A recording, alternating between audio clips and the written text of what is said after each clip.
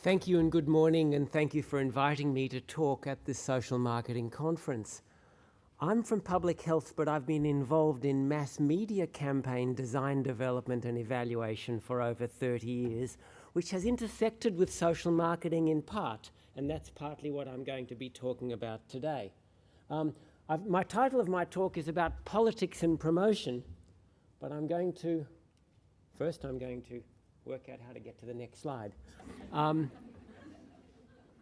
Having solved that hurdle, I'm going to give you some thinking from public health for the next 40 minutes or so.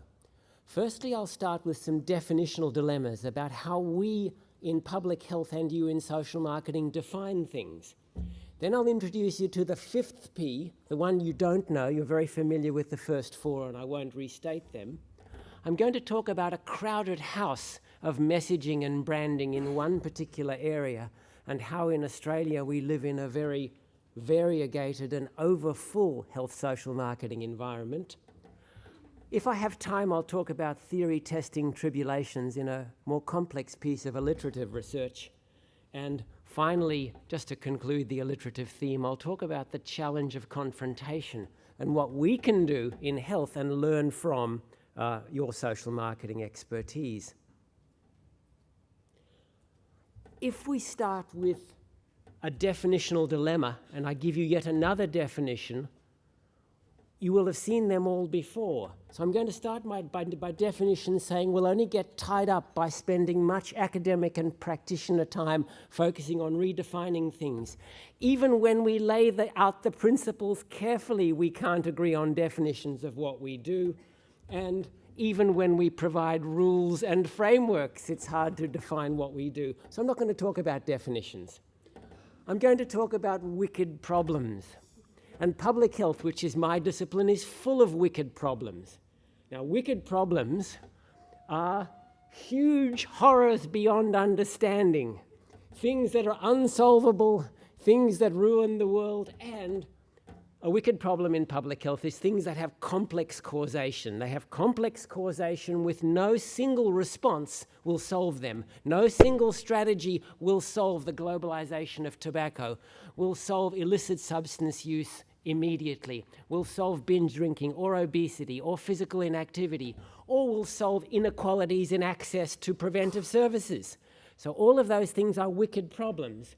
And we have to think, what's the role of social marketing, of mass media campaigns in contributing to solving wicked problems, not a solution in themselves? And that's a slightly different perspective in public health. We use it as part of a solution, not as the solution itself. And that's an important definitional issue. I'll take you back to show you a simple model of what causes obesity. It's very, very simple. And it's the Foresight report from 2007, which started in its fundamental recommendations to the UK government that suggested that evidence from social marketing suggests it's unlikely that public information campaigns alone that urge people to eat healthy and move more are going to solve the problem of obesity. Complex interventions are needed beyond and building on information campaigns to achieve behavior change. And achieving behavior change is complex, although the factors underlying obesity are well known. And the Foresight report spent 2 years modeling the causes of obesity. And you can see here they include social influences, individual psychology, the food environment over on one side, and the physical activity, inactivity environment on the other. And when you put all those influences together, a simple model emerges of how to change obesity. And the full model, so that we know what to do to address obesity, looks like that. And this is actually building the full model. And no piece of marketing, intervention, regulation, or policy can fix that. But we can take some parts of social psychology, individual psychology, active environments, food marketing, and build messages around awareness, understanding, changing community norms in those areas. And that's what we try to do in public health. To change complex population health-related behavior requires multiple actions, multiple interventions. complex public health programs. It's easier to change with marketing if it's a single behavior. Get your children immunized is mostly easy. Attend screening is mostly easy. Many people in target populations who need to have screening do so. Single behaviors, adherence to preventive actions once you've got people doing something. But it's more difficult to influence the societal, globally defined behaviors such as what we eat, how much we move, drinking and smoking. Those kinds of things are much more complex. Is this new thinking in public health, this idea of multiple interventions at multiple levels required to solve wicked problems? It's not new. This cross-sectoral approach to complex problems was in the Ottawa Charter for Health Promotion in 1986. Yes, 1986, when some of you in the audience may not even have been very old. In other words, this has been around for a long time as a way we should be doing things. And in public health, we're very good at knowing what we should do and much less good at implementing the full model of what we're trying to do. What's the history of mass media and social marketing in Australia? And these are my personal perspectives because I think I was around relatively close to the beginning. They're usually government or non-government organisation run information or awareness-raising campaigns targeting whole populations, or they were in the 1980s. They developed out of a collaboration between public health people and persuasive mass communications experts, particularly in Stanford, but in other parts in the 1970s onwards. And they built on a range of community-wide prevention programs for heart disease in three sites in North America, in Finland, and in the UK. Some of the early campaigns I was involved in was the development of the Quit campaign, the first anti-tobacco campaign in New South Wales in 83 to 85, evaluating the sun protection campaigns of the early 1980s. And I came into public health just at the tail end of the still recalled, even by people who weren't born then, Life Be In It campaign, modeling Norm, the man sitting on the couch, modeling Norm, but a lot of people might have identified with him as socially normative to be sitting on the couch watching television. Life Be In It, contrary to the views of Brian Dixon, the MLA from Victoria who was involved in it, was never evaluated at the time. So we never know whether it was a positive or a negative force. Okay, now the next few slides are very old. Some of them are as old as the Ottawa Charter, but it defines how we think about mass media campaigns, or how I started to think about them a long, long time ago. And a campaign had to be multifaceted because the Ottawa Charter said that's how we made change for wicked problems. So there was media, and in particular the media had a strong communications element, and it was mostly paid and sometimes unpaid with community service announcements, with media advocacy and with ancillary strategies. But for a media campaign to work in public health, we said then that it had to have environment and policy supports. It had to have professional capacity building and professional education and engagement so that you got primary health care, you got sport and rec, you got school teachers, you got the education system. Whoever was needed was also part of the campaign. It involved community programs being delivered to support the campaign, and concomitant and synchronous with it, not some other year or some other time, which is what usually happened in public health and perhaps still does, as I'll show you. And perhaps that's even a contemporary model, with the only thing I'd add in this century is the huge rise of social media and its ancillary roles. And everything else I think that we wrote in the late 1980s still holds for what we should do in public health.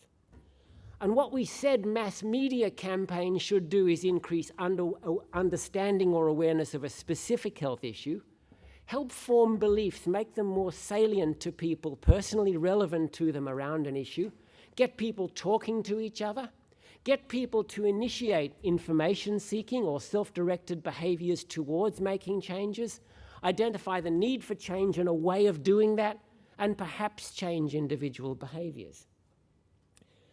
One model suggests that there are many ways that media might assert their effects. The direct effects model, the media will get you to call a quit line or call a helpline, is one model, but the indirect effects is the media will set the agenda for change, and you need public discussion and policy infrastructure and facilities to help make those things happen. Another approach, which is much older and one of the oldest theories I can find in how human behavior works, is the hierarchy of effects model. This model is not popular amongst social marketing academics. It's considered outdated, and I'll show you some interesting hierarchy of effects data later if time permit.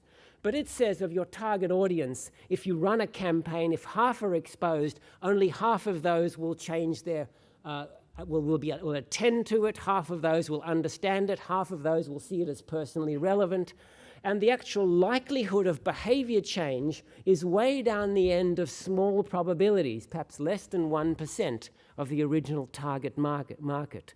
We deal in population-sized target markets, so it might be the whole population, or it might be all women, or it might be all males 60 years and older, but it's still millions of people, so our target markets are big.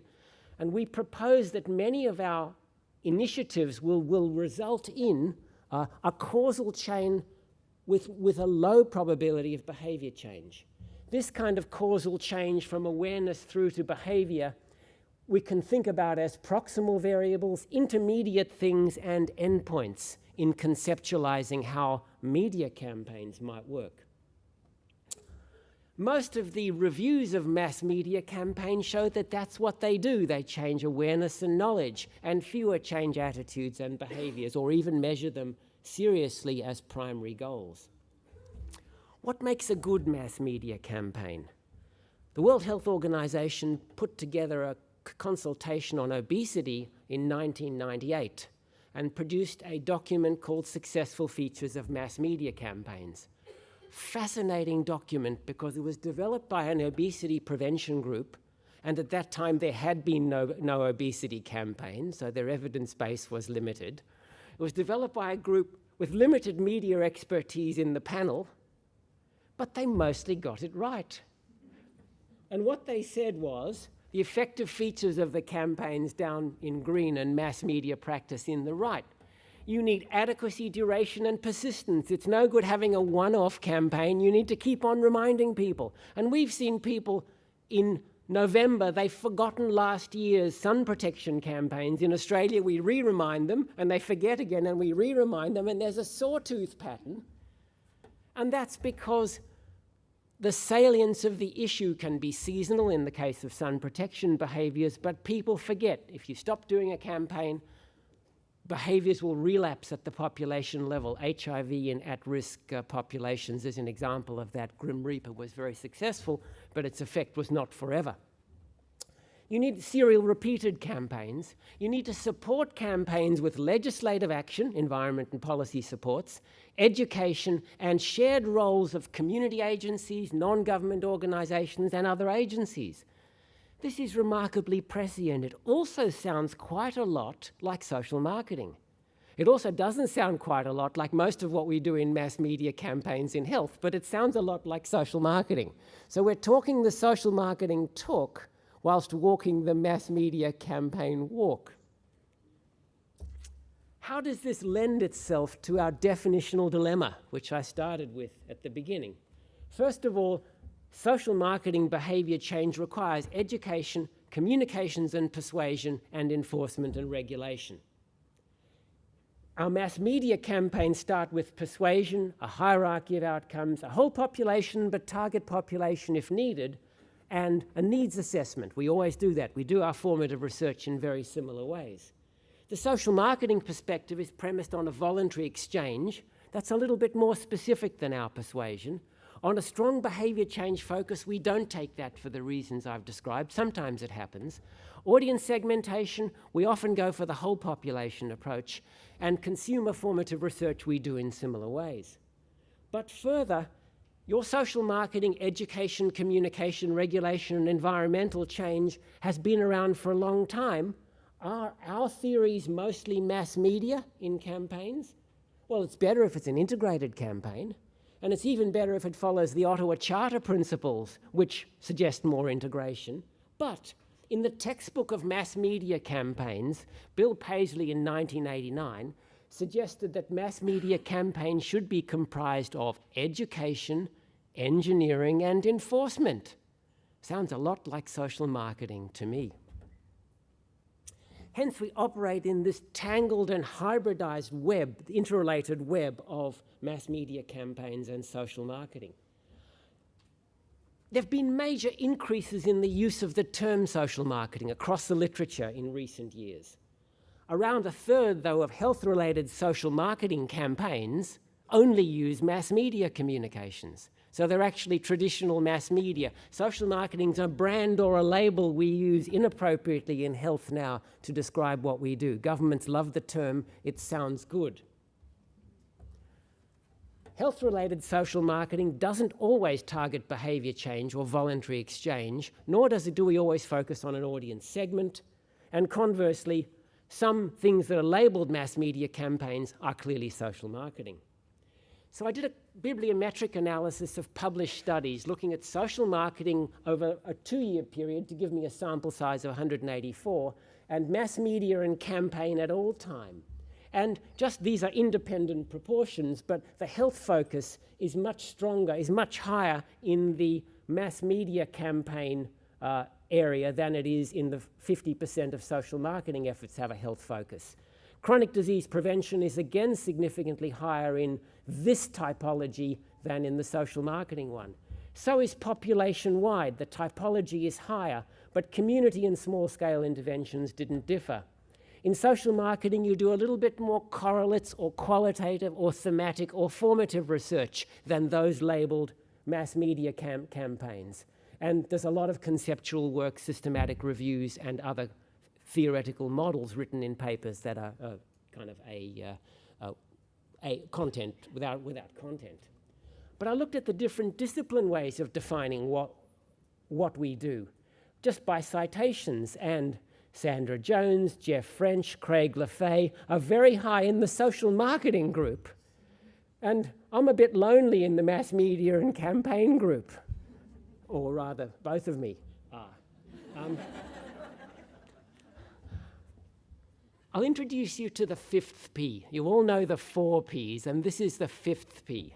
The 5th P is politics. And politics is not Australian political campaigning, you know, dealing with boat people and refugees and Gough Whitlam and those kinds of things. The 5th P is the political influence on health-related campaign content and timing. The first piece is the government priorities are what we do in run campaigns in public health. We have an obesity epidemic, so we run obesity campaigns. We don't have an inequalities epidemic.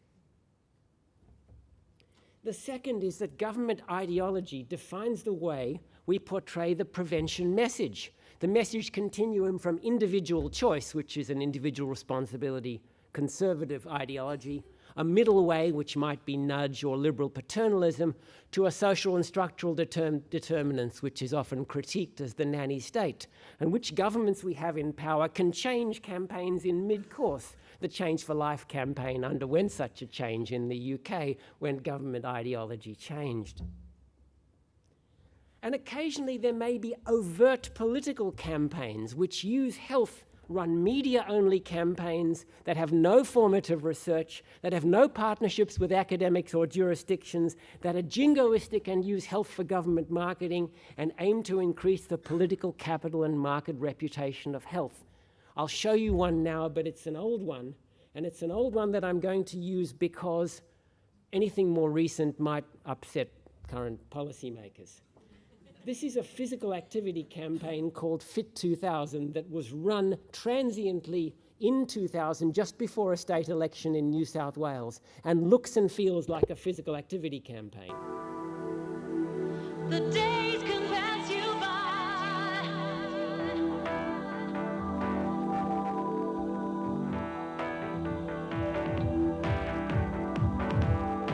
Well, time can pass you by.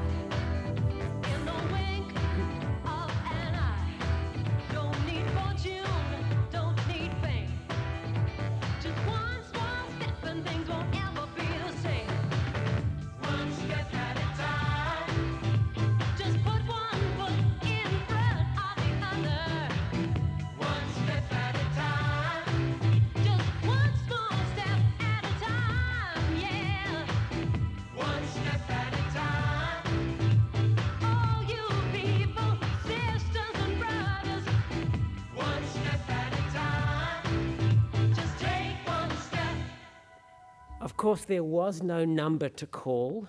It was 2 weeks before the state election. A similar process happened in Queensland 3 years before using Greg Norman in an equally jingoistic campaign.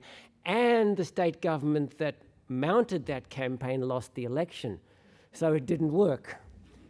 But careful marketing. It looks like a physical activity campaign. It feels like a feel-good campaign to motivate you to be more active. It's got population diversity. It's got behavioural modelling.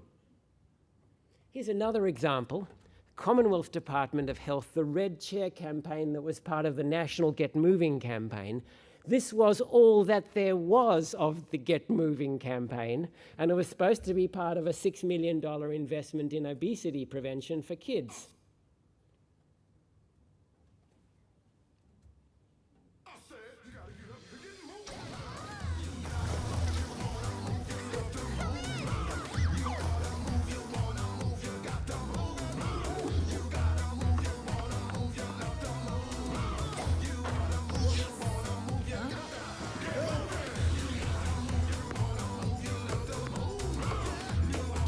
For an hour or more a day.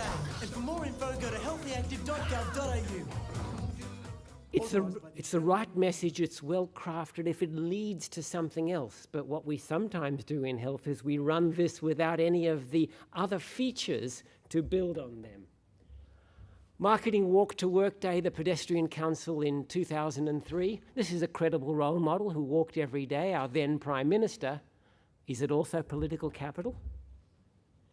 But there are some campaigns that show better integration, sustainability and cross-sectoral partnerships. We had one called Active Australia in the late 90s, early 2000s that was New South Wales-led, demonstrated clear effects of the campaign, and the fact of doing the research led all the other states to want it, and it became a national strategy with cross-sectoral partnership.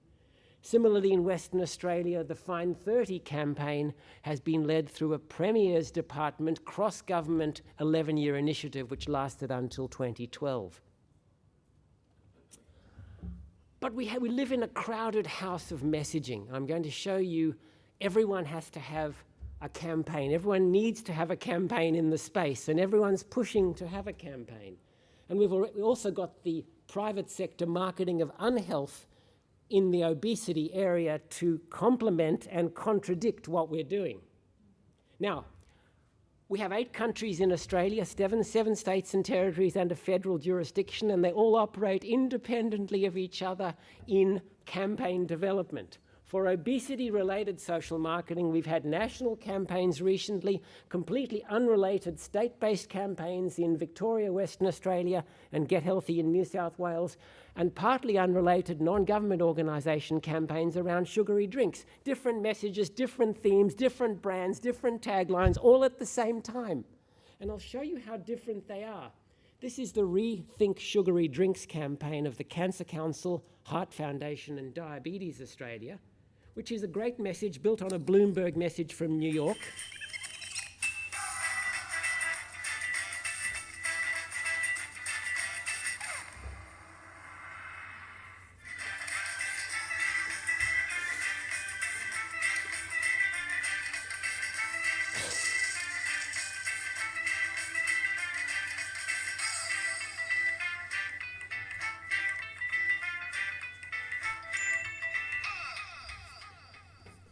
It's an advocacy campaign. It's trying to get policymakers in the community to think about an advocacy issue. That's quite different to the federal government's 2 phases of campaigns, the first of which was about measuring your waist, and the second of which was about nudge or small changes. The first part of the national campaign, the Measure Up campaign... Life's so busy, you don't even notice how much unhealthy stuff you eat, or how inactive you've become. From today, I'm going to turn my life around. It's never too late to start taking steps. I'm going to start by finding time for walking. Aim for 30 minutes or more physical activity every day. And by eating better, I've actually started feeling better. 2 serves of fruit and 5 serves of vegetables a day can improve your health. What measures will you take? Go to australia.gov.au/measureup, authorised by the Australian Government, Canberra. And just when your mindset is getting thinking about measuring and lifestyle change, the next phase of the national campaign introduces Eric. I've been losing my belly, but I haven't been losing all the things I love, because I've become a swapper. I've been swapping big for small, swapping sitting for moving, swapping watching, playing, There you go, Eric. and swapping often for sometimes. Once I got into it, I found it was easy. To help lose centimetres without losing out, you don't have to stop it, just swap it. So start swapping today. For more tips, visit australia.gov.au/swap it. Authorised by the Australian Government, Canberra. And then at the same time, two large states, Western Australia and Victoria, were developing a fear-arousing message, a completely different frame, comes from the kind of very good tobacco work that emanated from Victoria, called the Live Lighter campaign. When you eat more than you need to, toxic fat builds up around your vital organs, bringing heart disease, diabetes and cancer closer. Fat around your waist is bad, but toxic fat around your vital organs is worse.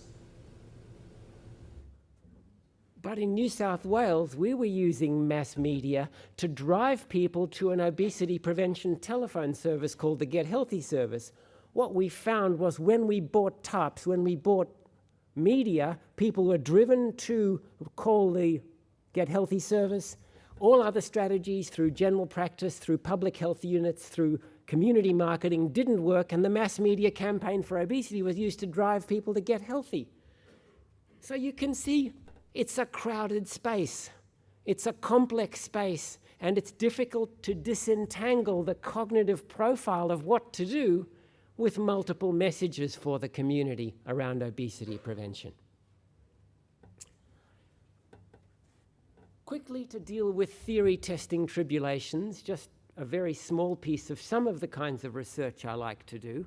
And social marketing is premised on theory testing, but it's difficult for us to do that in population campaign evaluation studies. It's easier if it's panel data, cohort data, where we've got the same people that we can track. One research aim might be to assess the hierarchy of effects. Does it work? The relationships between exposure, awareness, attitudes, intention, and behaviors. But it's almost never empirically tested in health. If you do a review of hierarchy of effects in health, you'll find less than 3 published examples of it. So we thought we'd test it in physical activity. So we tested it in the VERB campaign in kids in the US. And the VERB campaign was a huge funded mass media-led physical activity campaign in the US, a media budget of $250 million over 3 years, targeting 9 to 12-year-olds. And we tested the hierarchy of effects model. Did it work in kids? Testing it specifically. So we tested it very linearly, and we found that, first of all, awareness led directly to understanding in kids, a strong coefficient in our structural equation model. All the other things, awareness going to attitudes and expectancies, didn't happen, but understanding went significantly straight to the behavior. So once kids get the idea, they do it. They don't go through all the cognitive processing. And that's interesting to observe. So we repeated this in the Wheeling, West Virginia campaign on walking for middle-aged 50 to 65-year-old adults, where we wanted to test the same hierarchy of effects using a cohort design to see what it looked like. And we tested the same typical hierarchy of effects behaviors to see how the model fitted the data in that space.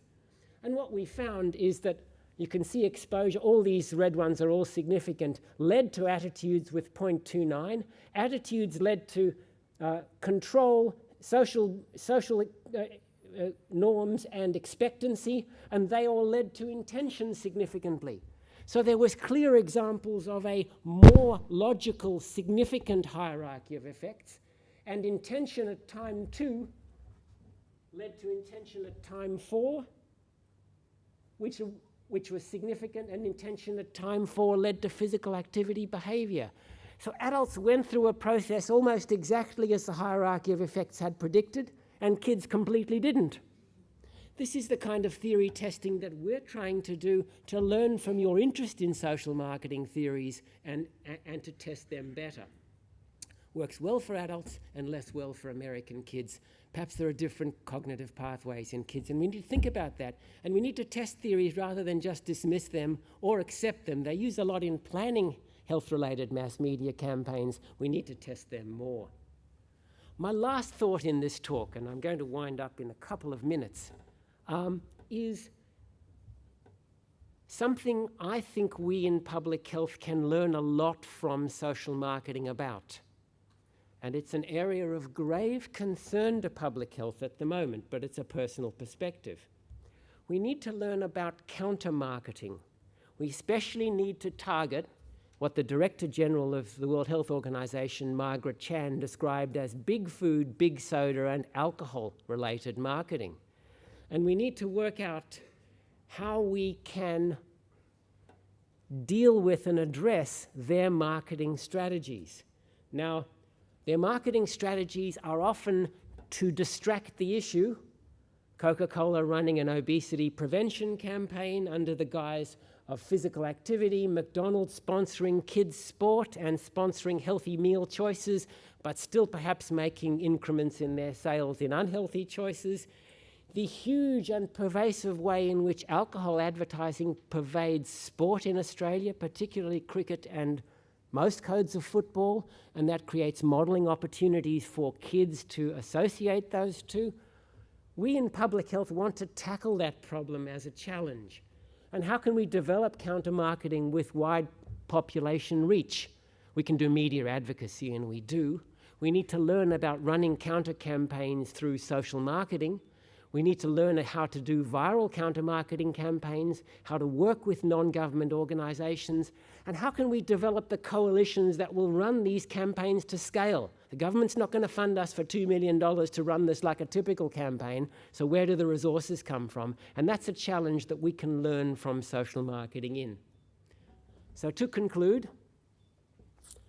each of my points in order, we have definitional dilemmas. We shouldn't worry about them too much because we can spend our academic lives trying to define them. As long as we define what we do, we can see there's much overlap between what we'd like to do in public health and what social marketing espouses. Second, the fifth P should never be ignored in the work that we do. In small controlled studies of social marketing interventions, it's not an issue. In my day-to-day work in dealing with government, with NGOs, and with population-level things, politics can play a big role. We have a crowded house of messaging, not only on obesity, but on many other areas. That may confuse and disorient the public. Lack of taglines, lack of unified brand themes are limitations to what we're trying to do in public health. If you want to reject a theory like hierarchy of effects, please empirically test it first. And in starting to test it, we can start to understand these things better and know where and when and for which behaviors this kind of modeling is useful. And finally, counter-marketing may be a good use for social marketing skills, and we welcome that kind of collaboration in that challenge that's much greater and much less funded than a lot of the work we do in public health. Thank you very much.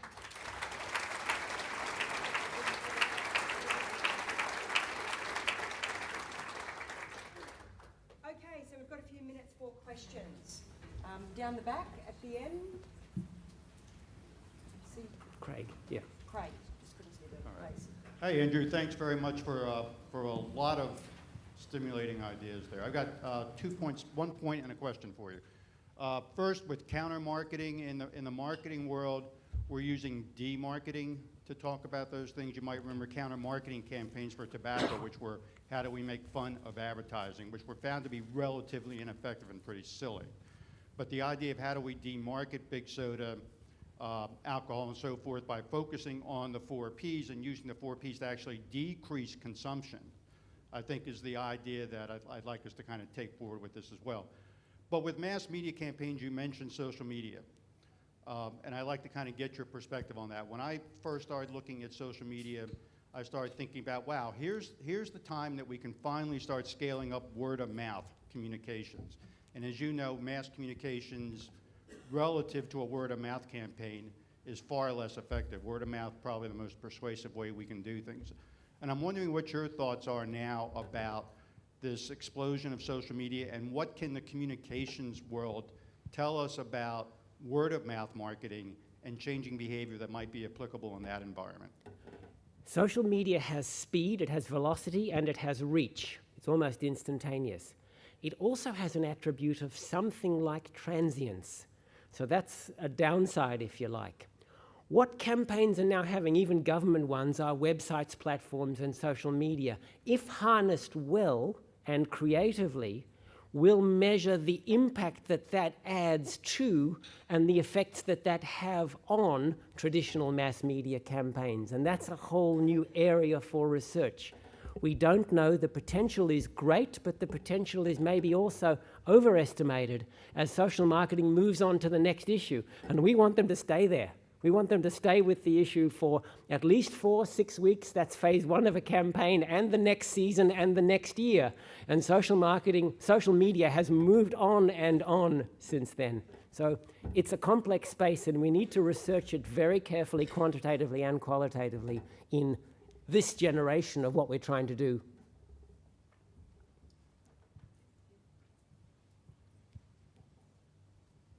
Hi, I have a question related to, with politicians, they're not just looking at health, they're looking at economics and a whole range of other things. So I think there's another conflict of interest there with the big business, because they bring in money to the economy, yet what they're bringing in is, you know, affecting our health and costing the government money. So I noticed with the tobacco industry, it wasn't until they got kicked out of the agenda that we were able to do something about smoking. So do you have any thoughts around that? There's trade-offs all the time in how much a government will put into public good or social good versus material good. I mean, the most efficient thing to do with smoking, in government terms, would be not to restrict smoking, let people smoke, because they die earlier and they save the system a lot of money in terms of health costs, because they die soon, quicker and faster. That's a completely untenable position from public health, and the same kinds of issues relate to our burden down the track versus what governments will do now. It's a complex area to work in, and governments have different responses to this across the continuum of messaging and political ideology. Right, and our last question, just here. Thank you. I value your thoughts on the demand and supply. I'm a public health professional, and I'm giving an example of non-communicable diseases. You hype up in rural areas and urban areas, and people become so aware. And what is the supply situation then for them? They are so aware, they want to practice, but then they do not have anything. That's the fundamental bottom line message of my whole talk. Where we've got mass media alone without on-the-ground services and delivery of nicotine replacement therapy or access to physical activity or healthy foods, where we fail to deliver the services, mass media alone is highly likely to be ineffective. And we knew that in the Foresight report, and we've known it for 30 years. So thank you for your comment.